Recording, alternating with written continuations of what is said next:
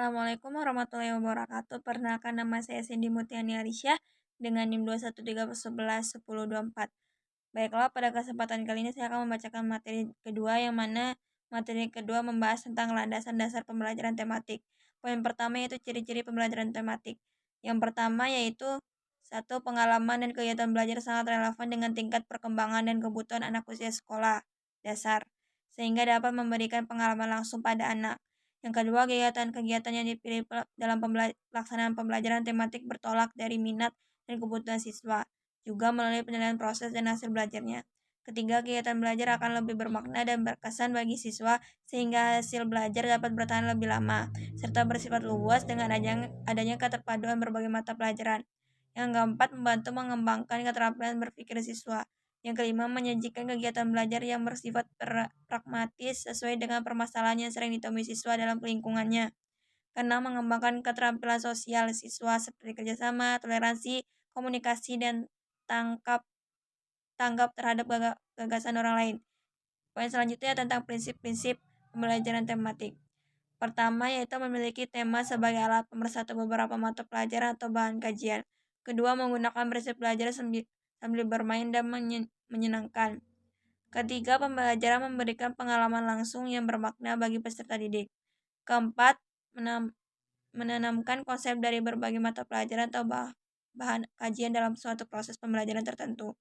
Kelima, pemisahan atau pembedaan antara satu mata pelajaran dengan mata pelajaran lain sulit dilakukan. Keenam, yang ketujuh, pembelajaran dapat berkembang sesuai dengan kemampuan, kebutuhan, dan minat peserta didik.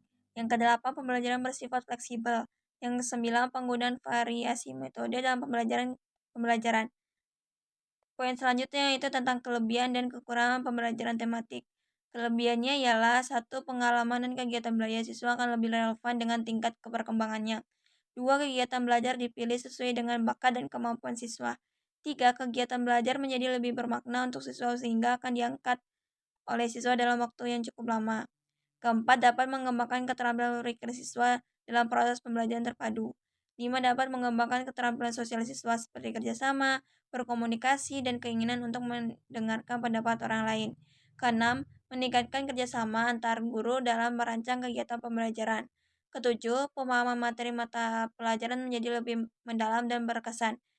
Kelemahannya ialah, pertama, pembelajaran tematik mengharapkan siswa untuk memiliki kreativitas dan kemampuan akademik, agar keterampilan-keterampilan mereka dapat terbentuk saat pembelajaran dilakukan.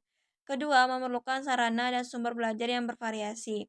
Ketiga, memerlukan dasar kurikulum yang fleksibel. Selanjutnya, poin tentang landasan pembelajaran tematik. Pertama, landasan filosofis.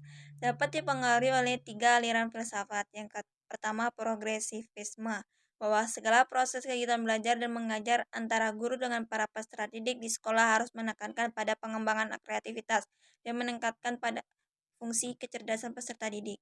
Yang kedua, konstruktivisme, berupaya melihat pengalaman siswa secara langsung atau direct eksperimen sebagai kunci dalam pembelajaran. Yang ketiga, humanisme, berusaha melihat peserta didik dari segi keunikan karakteristik, potensi, serta motivasi mereka. Yang kedua, landasan psikologis.